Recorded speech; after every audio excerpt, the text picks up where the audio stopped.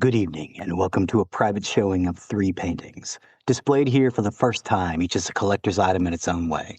Not because of any special artistic quality, but because each captures on canvas, suspends in time and space, a frozen moment of a nightmare. Our initial offering, a small Gothic item in blacks and grays, a piece of the past known as the family crypt. This one we simply call the cemetery. Offered to you now, 6 feet of earth and all that it contains. Ladies and gentlemen, this is the Night Gallery.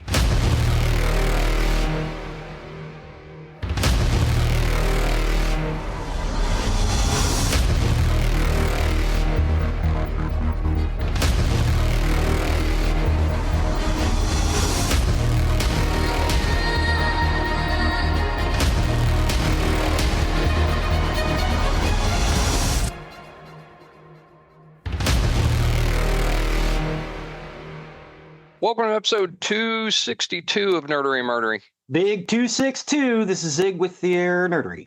And I'm Jeffrey with your Murdery. Welcome to another week of the highs and lows, the ups and downs, the good and the bad, and the nerd and the murd. We've talked so many times that we record 3 episodes at a time when we do. So those of you who are listening now, we recorded episodes 260, 261, and now 262 in the same Sunday. Heavily television loaded. Do what? Yeah.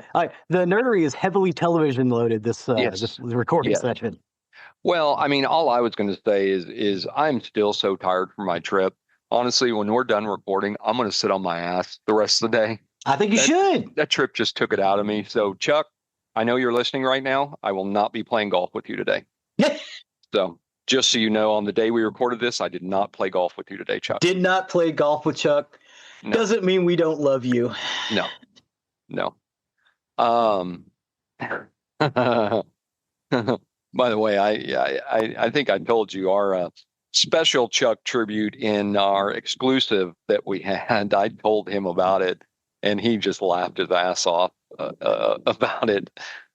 He said, "I'm going to have to listen to that," and I said, "You're going to have to become a Patreon in order to do that." So anyway. You know, we could, since it's heavily about him, we could just send him a copy. I told him I was probably going to send him the clip, but anyway, you know, that was my shameless plug for that. Speaking of shameless plugs, if you have not yet, if you don't know this, if you've been living under a rock when you listen to our show, Zig and I both have a book out. I have my second book out now. Zig has Fire Sign, an Elvish War Chronicle. For his, it's Elvish War Chronicle. There was a misprint on the first run. So check out his book. His book is pretty awesome. So give that a shot. I have Prime Numbers and the Darkwind Paradox out now. So give all those a read. We would really appreciate it. We worked hard on those books. Both Zig and I really kind of edited with each other on our books. You know, read through them, told where we could do refinements and things like that. So we think they're really good. We hope you do. We also, as of this recording, have 5 albums out. We have our two soundtracks. The soundtrack, for the most part, have the music from our end that we've been creating that generally tie into the Nerdery. We have our prog rock experiment, Signals and Shadows, which I personally think is really cool. Prime Numbers has a soundtrack, and the Darkwind Paradox has its soundtrack, Symmetry of Chaos. I love that name. So give those a listen. Those are free. We give those out. We don't charge for that music at all. They're just completely out there for enjoyment. But give all those a go. We're crossing our entertainment streams out there and expanding. I mean, after 5 years of doing this show, just kind of expanding our reach out a little bit. So give them a shot. Yeah, this show is really, it's kind of, I guess, refilled our creative juices from like back when we were in our 20s. Yeah. But we're disciplined enough now that we can actually put it down on paper. Yeah. Yeah, you know, and that's a good point because there was a lot of, because I talked about Prime Numbers took me 10 years to write, and it was exactly that. I didn't have the discipline to sit and just go for it. And then I finally did. And once I did, it just opened up the floodgates. And then I started the second book, and I kind of struggled at first. And then once I hit a certain point of the book, boy, the floodgates open, and I just cruised to the end.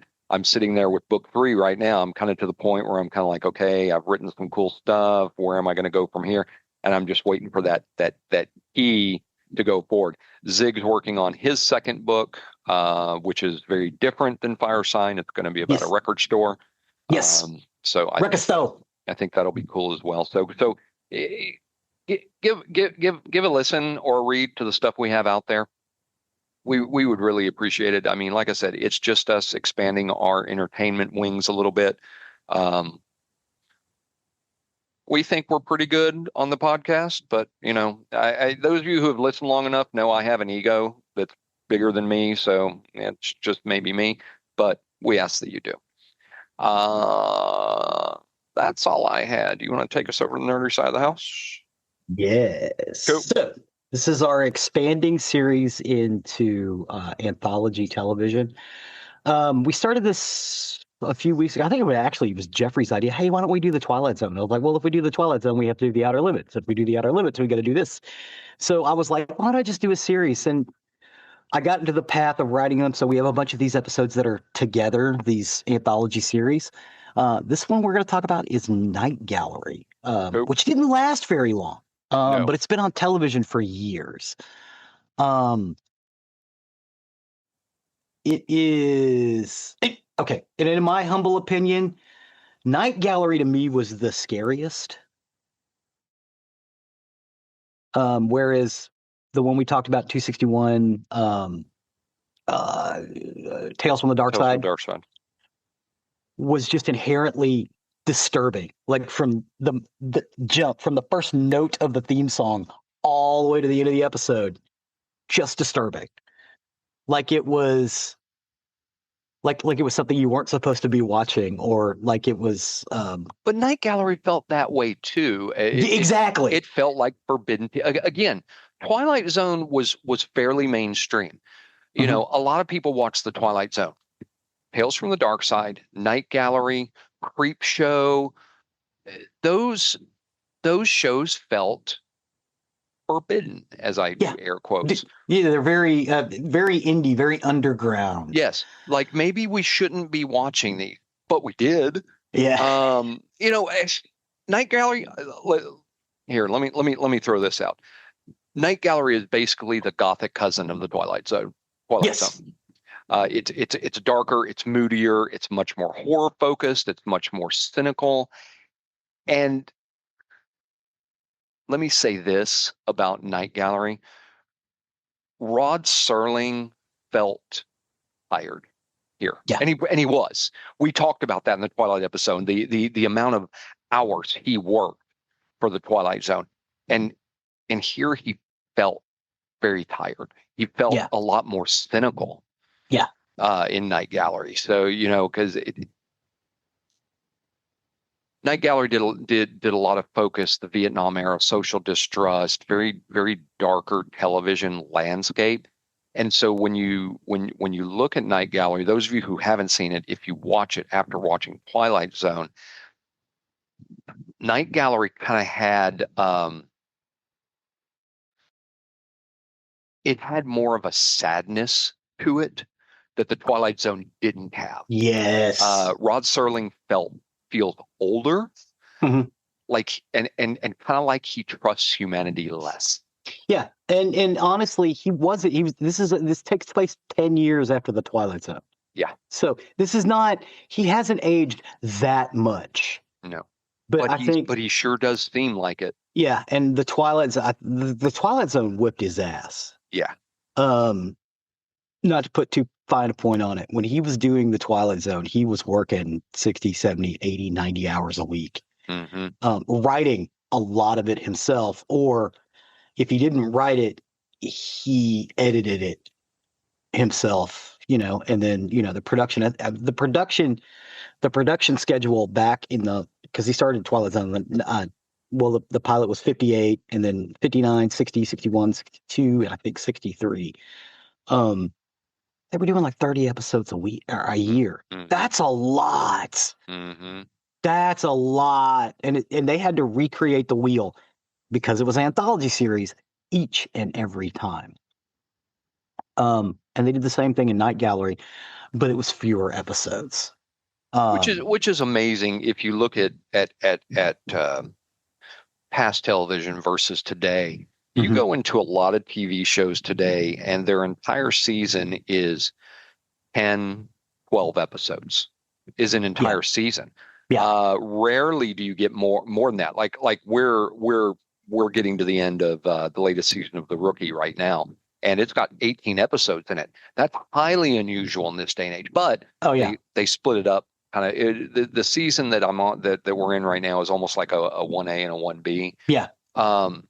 Because most television shows now are very short. Again, 10 to 12 episodes. You look at all the Taylor Sheridan shows, they are 10 to 12 episodes. Go back into the past, and most television shows seasons were 24 episodes. This is why Kiefer Sutherland's 24 worked, because it was 24 hours episodes. in a day. They did 24 episodes. And that's just not common now. Yeah. Not at all. And in the late 50s and early 60s, it was actually more than 24. Yeah. Yeah. They pared it down to 24 by the 70s. But before that, it was 24 was the minimum. Yeah. And how our lives went, if you didn't watch it live, you might never see it again. Yeah. Because the television season ended around April to May, and then you went into reruns. Well, you've only got a few months for reruns. You're not going to get every episode. Nope. So it might be a one and done for your favorite television show. Yeah, you may never get to see it. Mm-hmm. Mm-hmm. Or that was the way it was back then.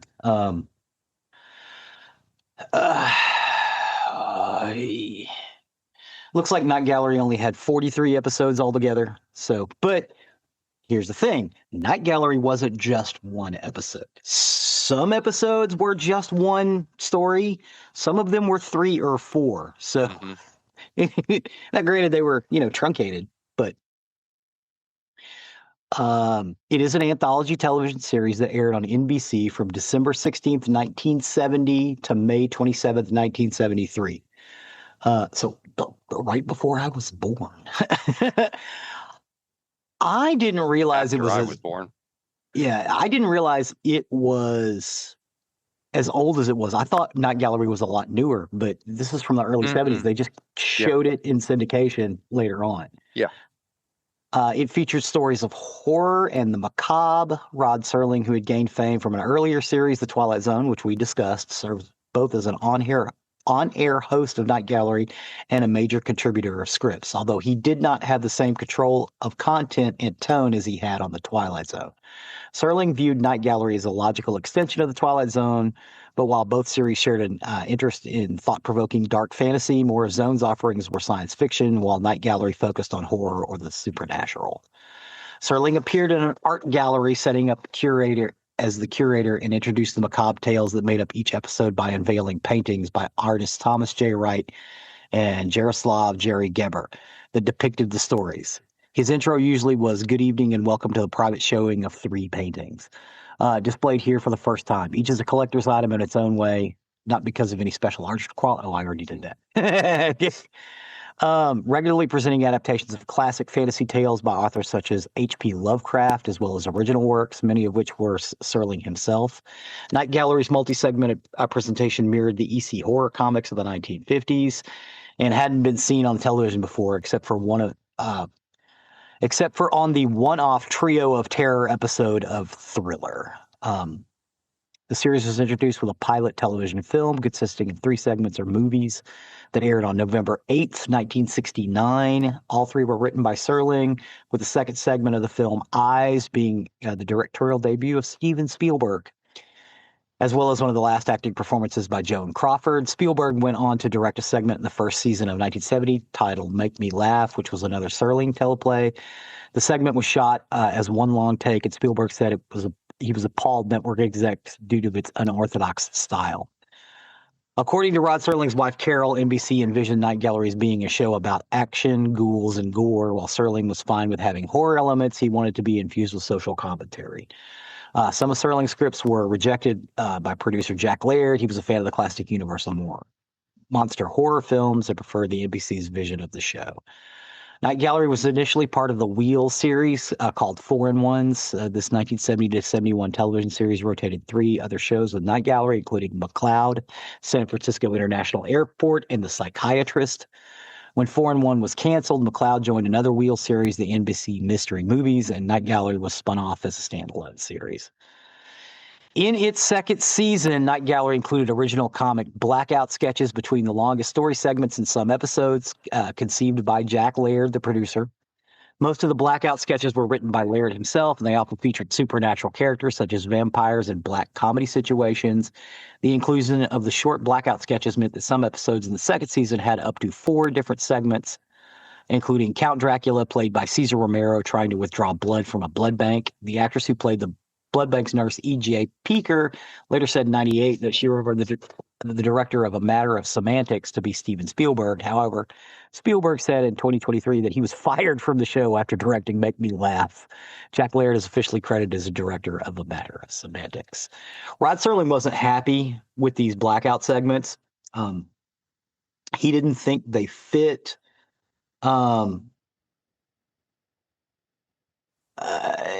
He said it distorted the thread of what they were trying to do on Night Gallery. I don't think one can show Edgar Allan Poe and then come back with Flip Wilson for 34 seconds. This is probably one of the few times in my life I would disagree with Rod Serling, because, again, they were just interstitial segments, and they set up the next segment really well. I liked the comedy elements in Night Gallery, but they only did it for that second season. Right. It was shown later. I think they moved it to the 10 p.m. time slot. 10 p.m. Eastern and Pacific, which would have been 9 o'clock Central and Mountain. Oh, right. Yeah, no, you're right. You're right. I liked the little interstitial periods. Again, this is the only time I will ever disagree with Rod Serling on anything, because I think he's brilliant. But yeah, I thought they were great. I do too. I mean, the cool thing about Night Gallery is it always felt like the horror had already happened before the episode even started. He's just telling you what went down. Yes. The painting was basically proof that you weren't going to be able to escape what was coming. Yeah. Oh my God. And the paintings themselves. Yes. Jesus Christ, they were good. They set the tone before Serling even spoke. They weren't just gimmicks. No. At times, you kind of almost felt like the paintings themselves were cursed. Yeah. Like the picture of Dorian Gray. Yeah. And I want to say that one of the artists was the artist from the colored version of the picture of Dorian Gray. Maybe. It was, oh my God, they're so awesome. They were dark and moody and painted in blacks, and it was really thick, like they slapped it, like they did the wet on wet method. But they were so intricate and beautiful.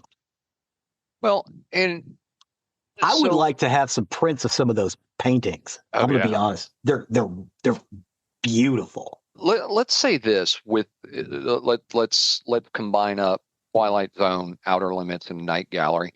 Take these 3 as a whole. Without these 3 shows, we've talked about in the past. Without Johnny Cash, you're not going to have rock as you know it today. Yeah. Some of the early country that fused blues to bring it into rock. Twilight Zone, Outer Limits, and Night Gallery are in a similar vein. That without them, you don't have the X-Files. You don't have Warehouse 13. You don't have Star Trek. No, absolutely you don't. These 3 shows fed into so much later. Any of the modern horror anthologies, American Horror Story, which I think is off and on phenomenal. Sometimes it's not. None of these would have ever appeared if it wasn't for these 3 shows. These 3 shows opened up the possibility of the later modern horror television. Yeah. Yeah. You really get that with stuff like with Night Gallery and again Twilight Zone and The Outer Limits. And again, we're going to touch on some more of these because I got into a fugue state and just started writing episodes for all these series. I'm really interested in talking about the different permutations of the Twilight Zone because we've had 4 versions of it now. All 4 of them are good in their own right.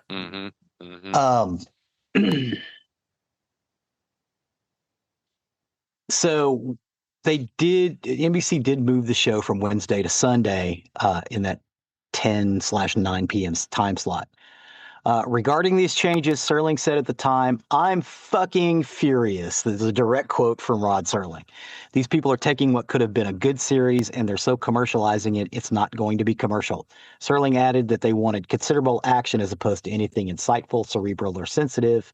It has been claimed that the NBC pushed for Night Gallery to become a strictly action show for the 3rd season with no supernatural elements. All this would not end up being the case. Serling wrote many of the teleplays, including Camera Obscura, based on a short story by Basil Cooper, The Caterpillar, based on a short story by Oscar Cook, Class of '99, Cool Air, based on a short story by H.P. Lovecraft, The Doll, Green Fingers, Lindeman's Catch, The Messiah on Mott Street, heavily influenced by Bernard Malamud's Angel Levine.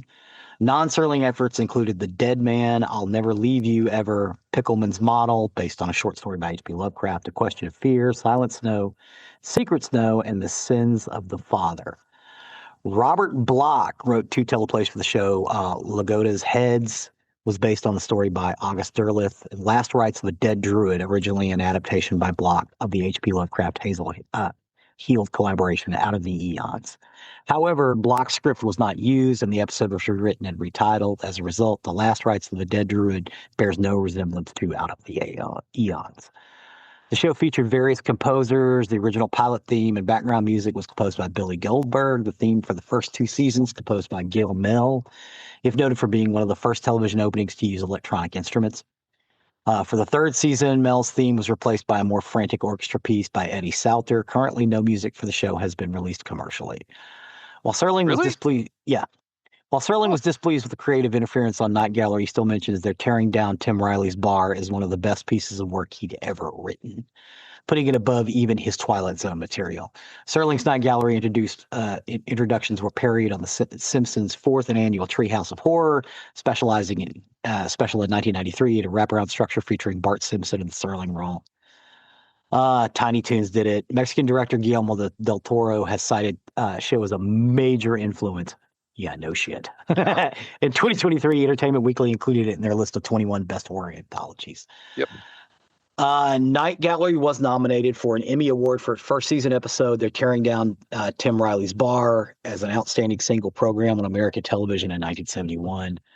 In 1972, the series received another nomination for Pickman's Model. Shortly after Night Gallery was canceled, the 60-minute episodes from the first 2 seasons were re-edited 30-minute time slot. This was done by producer Universal in order to increase the number of episodes. So, Night Gallery originally is an hour long. That's really how you should see it.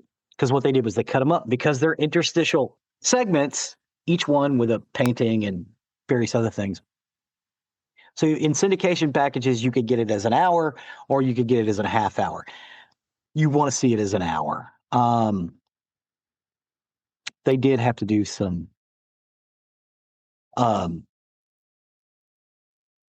creative cutting on some of the ones when they cut them down to half an hour. Again, I disagree with that. 43 episodes is fine for the series. It's 43 episodes over 3 seasons. And of course, the pilot. 25 episodes of an unrelated, short-lived supernatural series from 1972, The Sixth Sense, were also incorporated into the syndicated version of the series.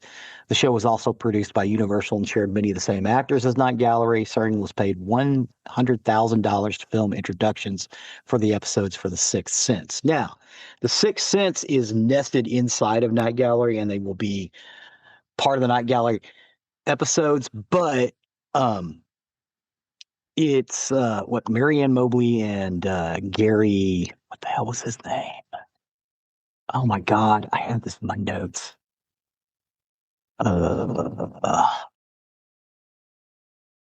Good God. I'm so sorry. I don't know what I did with this. Gary Collins and Catherine Farrar. And it's basically they're a continuing story inside of Night Gallery that you get in the syndicated packages.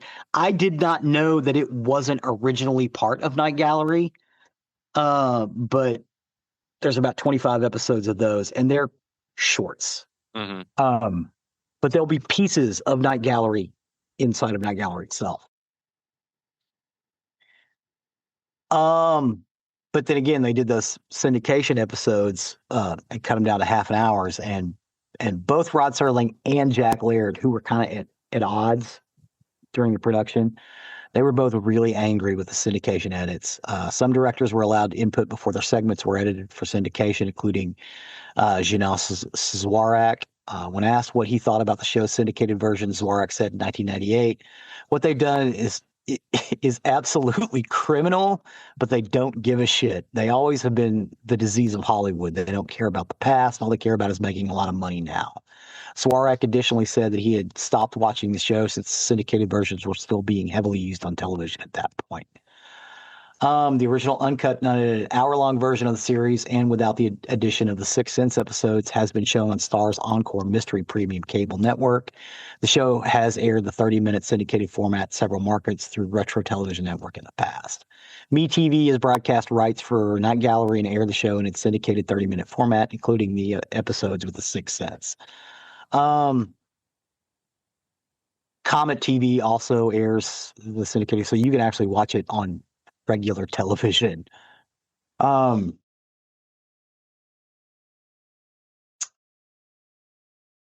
So we're going to talk about an episode. From the first series, we're going to talk about they're tearing down Tim Riley's bar. A has-been salesman, William Wyndham, tries desperately to return to the past by going to this bar that's being slowly torn down. Every time he walks out and walks back in, it's at a different point in time until eventually the bar is destroyed. But here's the thing. He can't really get back to his own real time at the end.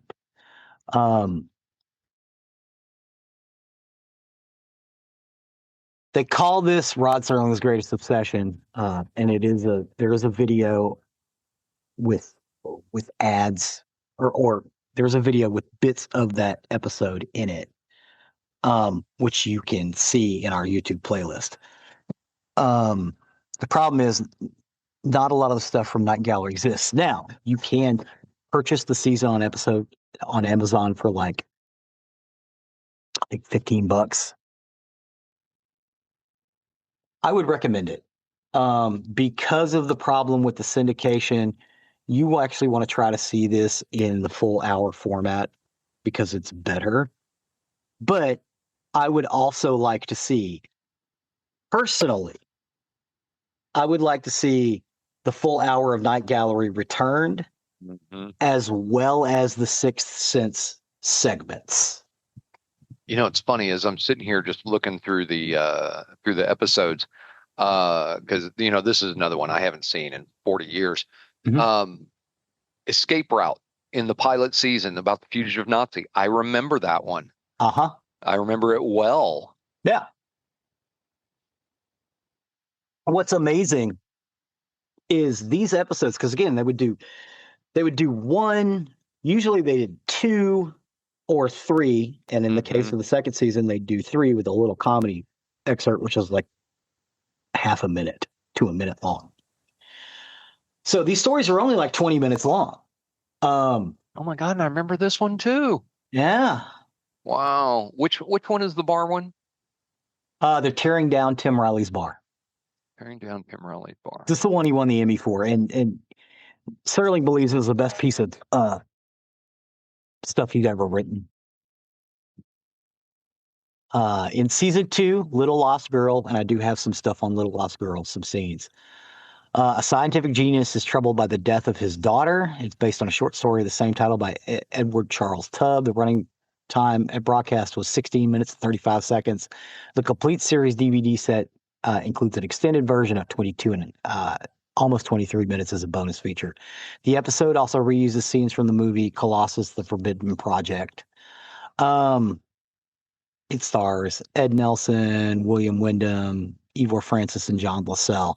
He basically tries to recreate his daughter, and he basically can't make her a soul. It's really sad. But again, Night Gallery, much like the one we talked about previously, is not always a happy ending. But that's okay, because again, as Jeffrey said, you're being told this story as this is what happened. I'm just relaying the story to you, and this is why we have this painting in this night gallery. And again, the paintings are amazing.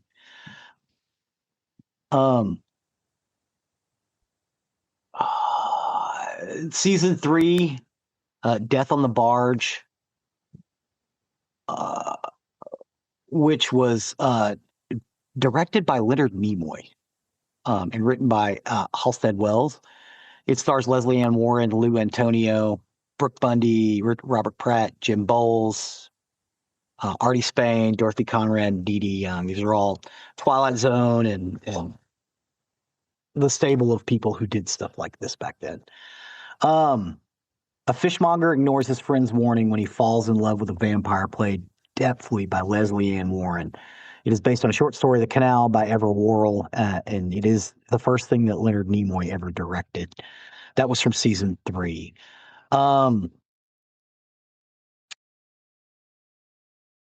They call it, in our YouTube playlist, it's Night Gallery's most tragic vampire story, because it is very, very sad. The pilot episode we did do pursuing, where it's the pursuit of the Nazi, which was the pilot episode. I do have some small video bits about this. Mostly it's people talking about it, but you do get bits of the episode. Again, you could see this on television. It has been cut up to 30-minute episodes. Or if you want to go a little deeper, you can buy the season on Amazon and just watch it. It is well worth the watch. You can even buy it in physical media if you want. That way you don't ever have to worry about it going off streaming. Complete. Because I have bought the complete series on DVD is $20. Yeah, there you go. $15 to buy a season. Oh, wait, what? For $14.99 to buy season, for $9.99 to buy all season. That doesn't make any sense. Yeah, but looks like it's $10. You can buy the whole damn thing. Yeah. Okay. You can buy one season for $14.99 or buy all 3 for $9.99. Wait a minute. Buy one episode. Buy episode 1. Oh, okay. One episode is $1.99. Season 1 is $14.99, but you get a big discount if you buy all 3 seasons for $10. I may just have to buy. You just buy it for $10 and then you got them. Fuck yeah. I have done that and bought a couple. Like I bought the Thanksgiving episode from WKRP on Amazon, but Amazon won't play it. Like I bought some other stuff that, especially for the holidays, like 8 Crazy Nights and the night before. Won't play it? It just won't play. You purchased like they don't have the rights to it anymore, but I purchased it. You need to holler at them about that, because if you purchased it, you should be able to still watch. Yeah, I would. Yeah. Didn't rent it. I purchased it because it was like $2. I'm like, oh, yeah. This way we can watch it on Thanksgiving Day. Yeah. No, you need to holler at holler at Amazon on that. It kind of makes me angry. But yeah, so the thing about Night Gallery, it opens with this talk. And honestly, the theme song is not that. You basically just go in. It's really not even so much a theme song. There's a little bit of intro music, but it's basically just Rod Serling talking, and he pulls these veils off these paintings and he starts talking about the painting. And the painting itself is wonderful. It's also creepy as shit. And then you go into the episode.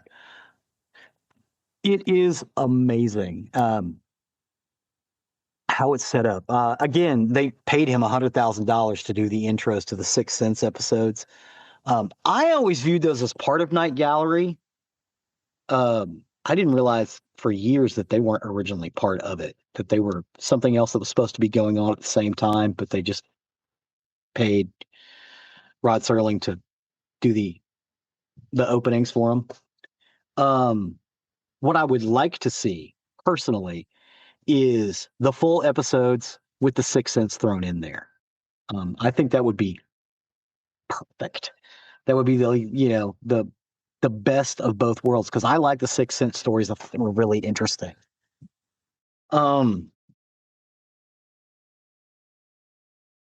I don't necessarily hate the half-hour episodes, but because I don't think it necessarily destroyed the series, but it definitely truncated it, and it could have been a little better. It's better as an hour show, because again, you're not getting one episode; you're getting 1 to 3, and in some cases 4, with one of them being a little comedy sketch, which I thought played very well. But as Jeffrey said, with these anthology television series, they had a great effect on future people. Like, Stephen King and his love of those AC horror comics. Those things were amazing, and the Comics Code basically destroyed those. They had to get rid of horror comics in like the late 50s, early 60s. So those things went away, and a lot of the stuff that they made subsequently, like Creepshow and stuff like that, was a way to kind of bring those things back. Night Gallery was Rod Serling's attempt to bring back the Twilight Zone in color, but with a darker tone. I think, and again, I don't want to besmirch Twilight Zone, because again, for what it was amazing. It was perfectly shot in black and white. I like seeing these stories in color. So I always preferred Night Gallery to the Twilight Zone because they are all in color. Vivid Technicolor. Very vivid. And, using the same sort of motifs. Would I've liked a little more science fiction in my Night Gallery? Yes, there is some, but for the most part, it is not. It's macabre and horror.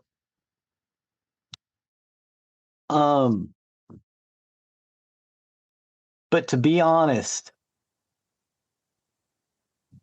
the things that he does, like the tearing down of Tim Riley's bar, Little Lost Girl, and Death on a Barge,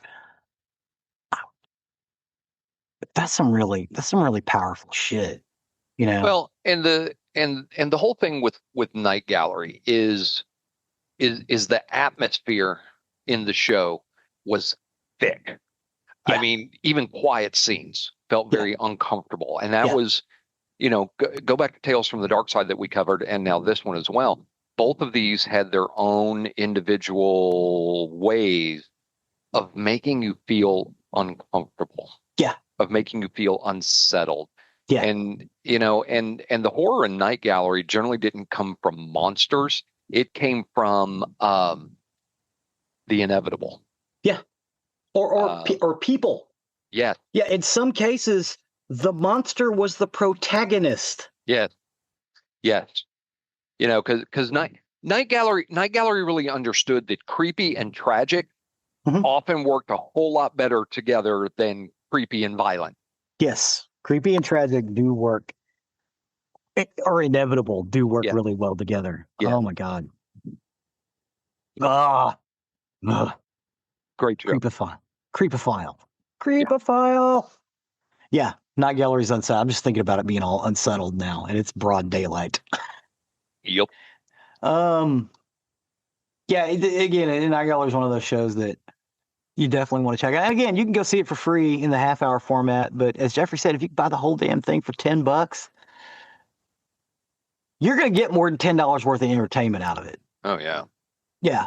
And it was NBC, so they threw some money at it because they wanted to recapture the wheel, or recapture lightning in a bottle with the Twilight Zone. But they did put Jack Laird in charge because sometimes Serling could be, I want to say, difficult, because I don't think he's difficult at all, even though I disagreed with him one time. Um, but to kind of rein in Serling a little bit because he was protective of his work, and I get that. But they threw some money at it, so the production value is very high, especially 1970 production. When they still had the access to the full studios. They used it, and it's the color is amazing. It's well shot, it's well lit. It has almost a Hammer horror film from their heyday in the early 70s. That it has those saturated color tones where they're dark, but it doesn't black out the screen. You can see everything. Right. So it has that feel to it, and it kind of should. That's what they were doing at the time in horror, and it works, especially back then. And on your small screen, it looks great. But again, you're not gonna get the super creepy theme song like you had from Tales of the Dark Side. But it still does feel as though it is coming from. You're getting Night Gallery from the Earth Next Door. In the same way we got Tales from the Dark Side. Because again, when we saw it, it was in syndication packages, usually playing right after Tales from the Dark Side. I can seem to remember Tales from the Dark Side and Night Gallery being real close together. I think so. Yeah. I think it was like Tales from the Dark Side, Night Gallery, and then something else. And then it just rocked. And it was a local television station. You could see it for free. She had commercials, but it was great. It was great to go to sleep to. Creepophile. But that's about it for the Night Gallery, other than get out and see it. Agreed. See it, listen to it, absorb it. It's worth it. And for $10, $10, yep. That's cheaper than going to the movies now. Yeah. Oh, you kidding me? Yeah. I just spent $54 for 2 movie tickets. And believe me, I know. Cool. Awesome. Appreciate that. Thanks, sir. So with that, we'll step over to the murder side of the house. Murder. For today, I got my information off Wikipedia, the FBI website, Oxygen, A&E Biography, The Advocate, Puma Today, The Times Picayune, or NOLA.com, Murderpedia, CBS News, and Court TV. And this is the story of Ronald Dominique. Ronald Dominique. So we're going to go to southern Louisiana. Homa? Maybe it's Homa. I don't know. Homa. Yeah, that's when they go out to the oil rigs, that's where they fly out of. Oh, okay. It's Homa.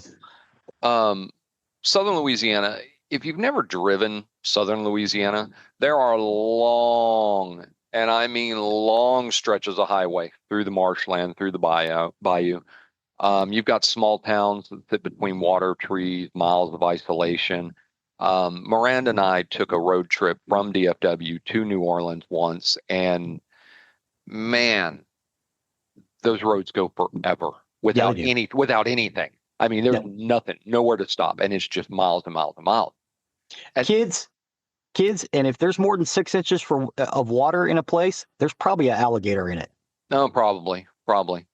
But at night, these roads become very quiet, dark, and empty. And in the late 90s and early 2000s, men began disappearing along these roads. Some were last seen hitchhiking. Others were looking for work. Some were vulnerable people trying to get by. And once again, this is a common theme that we've been going through. The disappearances did not seem to be connected because they happened in different towns. They were different victims. They were different circumstances. But bodies started appearing. They were dumped in remote areas near canals, along bayous and back roads. And investigators slowly began realizing something very disturbing, and that's that a serial killer had been operating in southern Louisiana for years. Not in the shadows of New Orleans nightlife, not through dramatic attacks that made national headlines, but these were very quiet, very methodical, and they targeted people that society often overlooked: young men, transient men, and men whose disappearances just didn't always receive immediate attention. And for nearly a decade, the killer continued unnoticed, because by the time he was finally caught, Ronald Dominique would confess to the murders of more than 20 men. This is one of the deadliest serial killers in Louisiana history. So with Ronald Dominique, we're again on our A to Z journey through America. We had Kentucky last week, and now we're in Louisiana. And Louisiana has no shortage of infamous true crime cases. I had to look through and pick which one I wanted, and I've done some in the past. The atmosphere of Louisiana alone seems like it's built for mystery and horror. You've got the bayous, the remote roads, those isolated stretches of marshland where things can disappear very quietly. And in this case, people did, because for years, men were vanishing. They were transient. Some were struggling financially, some just living on the edges of society. And their disappearances didn't generate the immediate attention or of headlines or massive searches. And that's what became part of this problem, because Ronald Dominique targeted vulnerability. Allegedly, he approached men with promises of work, money, companionship, or photography opportunities. Once he got them isolated, that's when things turned violent.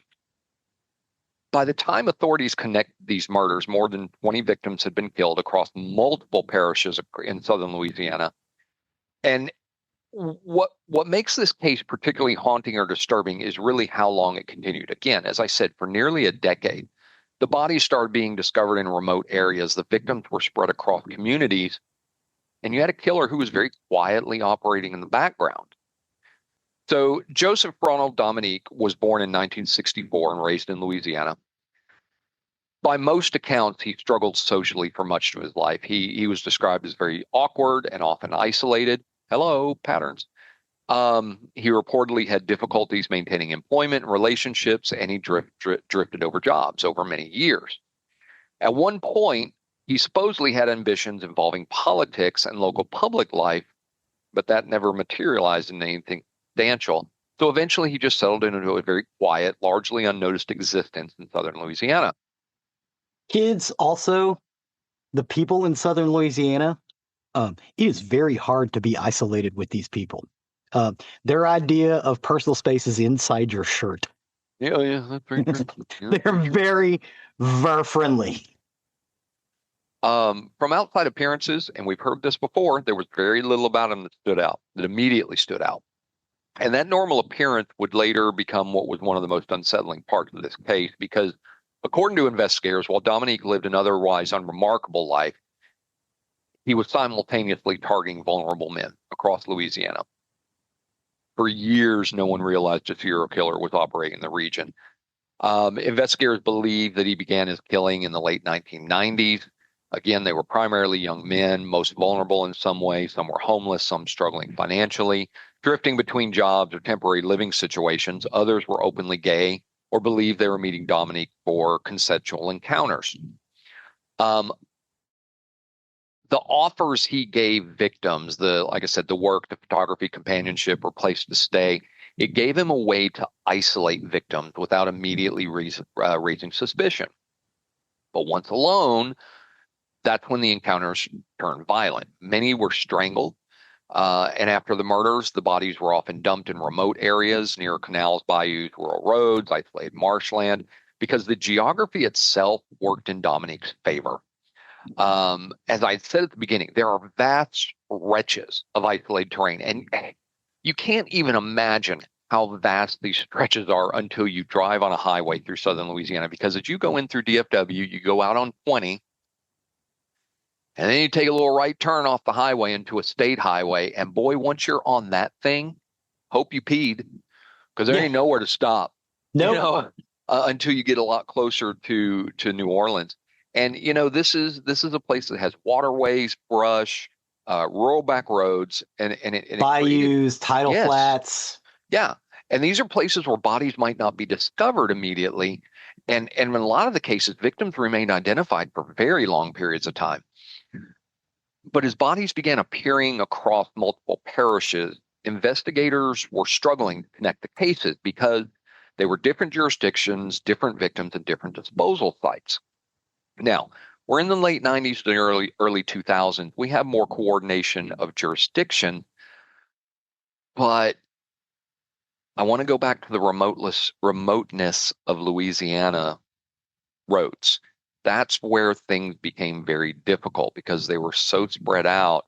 It was hard to believe this could be the work of one person. However, patterns were starting to emerge. Most of the victims were men, many had been strangled, and several had been last seen in areas connected to Dominique's movement. Among the identified victims were Manuel Reed, Oliver LeBlanc, Daryl Phillips, Christopher Daigle, and many others, honestly, whose names deserve far more attention than they initially received. And that's kind of what became one of the defining tragedies of this case, because most of the victims came from circumstances where their disappearances were not immediately prioritized. Some families searched desperately for answers, but the cases themselves received limited attention from authorities. So this allowed Ronald Dominique to continue killing year after year. But as more bodies were being discovered across southern Louisiana, investigators began slowly realizing they were not dealing with isolated murders because of the similarities in all the cases. But connecting these cases was not easy. Because the murders stretched across multiple parishes, including the areas around, what did she say, Homa? Homa. Homa. It's outside of New Orleans. Thibodaux and Terrebonne Parish, different law enforcement agencies were involved, and early on, the cases were all investigated separately. So that fragmentation is what allowed him, Dominique, to continue operating longer than he otherwise might have. Meanwhile, the families are all searching for answers because some victims were not identified immediately. Others had disappeared quietly enough that there was very little public attention, and the lack of major media focus became one of the most frustrating aspects of the investigation for many involved. But eventually, investigators began building a clearer picture. There were witness statements and victim timelines that pointed towards the same general regions and social circles. And authorities also learned that some victims may have encountered a man offering work, money, or companionship shortly before disappearing. Then forensics evidence and interviews began narrowing the suspect pool, and investigators started focusing on Ronald Dominique. They looked into his history, his movements, and his connection to victims, and the case started to become stronger. Authorities also learned that Dominique had interacted with several victims shortly before they vanished.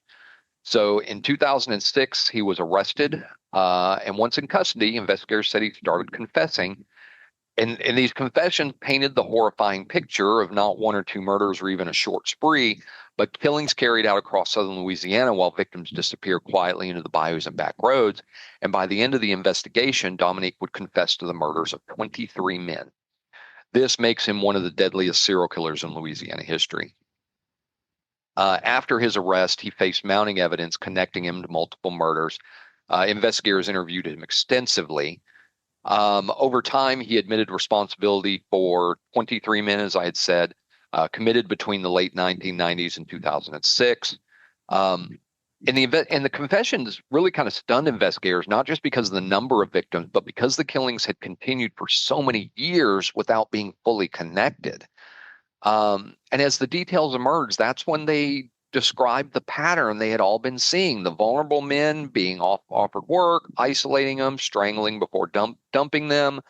The case was spreading across multiple parishes, and this is what made prosecution much harder, because rather than attempt dozens of separate trials, authorities pursued plea agreements tied to the murders. So in 2008, he pleaded guilty to multiple counts of murder. And this would spare families from lengthy court proceedings and guaranteed that Dominique would spend the rest of his life in prison. During court proceedings, family members did speak about the devastating impact of the murders. Many described years of uncertainty while loved ones were missing, followed by the painful discovery of what had happened to them. And then once again, the theme that kept emerging throughout the case is the victims had often been overlooked while they were alive. Their names mattered and their lives mattered, but for the families, the guilty plea at least ensured that the man responsible would never walk free again. He's never seen the outside of a jail. Well, and I'm actually shocked knowing that region, because my dad and my uncle lived down. Well, they live in southern Louisiana, but not that far east. There are blue crab beds that are the size of office buildings, and of course, alligators do not hunt human beings, but if there's carrion, they're going to eat it. Sure. Yeah. Absolutely. Those places, I'm surprised they found any remains at all. Oh, I know. Because that's swamp. Uh-huh. Well, Ronald Dominique received multiple life sentences without the possibility of parole. So one of Louisiana's deadliest serial killers was finally behind bars. He remains alive. He's still incarcerated in Louisiana. Um, he's in the Louisiana prison system where he'll never see the outside of the jail again. For investigators, the case finally closed, one of the largest serial murder investigations in Louisiana history. For the families, the aftermath really never ended because some victims had gone identified for so long, and families searched so long for answers before learning what happened. So there's a frustration of families because a lot of the victims came from very vulnerable circumstances. There were families that blamed themselves for it happening at all. And it's really a stark reminder of how easily certain victims can be overlooked. You know, people who are on the margins, struggling financially without support systems. And Ronald Dominique understood that vulnerability and he exploited it for many, many years. So it's very tragic, and it's tragic that some of the families blame themselves for this. But finally, Ronald Dominique did get behind bars. He will never he'll see daylight, but he ain't going to see outside of those walls ever again. He's going out feet first. Oh my God, he's in Angola. Yeah. Ouch. That looks like it sucks. I'm sure it does. So our A to Z journey has reached Louisiana. The case of Ronald Dominique, it's one of the deadliest, most haunting serial killer cases in Louisiana history, as I've said multiple times. And not because it made dramatic headlines or because of media attention, but honestly because how it very quietly unfolded. For nearly a decade, this men disappeared across Louisiana. Communities were searching for answers while he just continued to operate in the background. Mm-hmm. These people mattered. And behind every body discovered along a Louisiana back road, there was a person with a name, a family, and a life that deserved far more than becoming a part of the serial killer's timeline. Ronald Dominique used isolation, vulnerability, and trust as weapons, and for years it worked. Yeah. And this was the story of Ronald Dominique. Well, thank you for that, sir. Yep. So that will take us to the end of another recording week. As always, you can find more about us on nerderymurdery.com. And I apologize. Bless you. My voice just started cracking there. Nerderymurdery.com. That's our hub, our website. You'll find more information about us. You'll find various links. You'll find our books, our albums, and our YouTube page, which Zig so often updates. Yeah, check this one out. Again, it's kind of hard to find videos for Night Gallery itself, although we couldn't get full episodes of it. But there are some stuff where they talk about Night Gallery and they give you some stills and some little snippets of videos. Really beautiful stuff. Awesome. Appreciate all your work on that. Thanks, sir. You can also find the link to our merchandise page, where if you wish to show off your Nerdery Murdery fandom, that is some free advertising for us. We do appreciate it, and just let's be honest about it. You look damn good in it. Damn good. Damn good. You can also find the link to our Patreon account, where if you wish to become a patron, there are costs that are associated with this show. The sales from our merchandise and our patrons help with our storage, with our uploads, with our website, everything that goes into bringing you this show each and every week, and we appreciate each and every one of you. Please and thank you. Please and thank you. Final thing you can do that is completely free, please leave a 5-star review wherever you can for our show, for our books, for the albums, anything like that. It helps other people find it. The algorithms focus on those rating systems, so please take a moment. I know it's not normal for people to go out and give reviews, but please, if you think about it, go out and do it for us. It only takes a minute of your time and really, really helps us. Last but certainly not least, as we always close out our show, to our good friend Chuck, you can go to sleep now. Good night, Chuck. Good night, Chuck. With that, I have been Zig with your Nerdery. And I'm Jeffrey with your Murdery. Cue the music.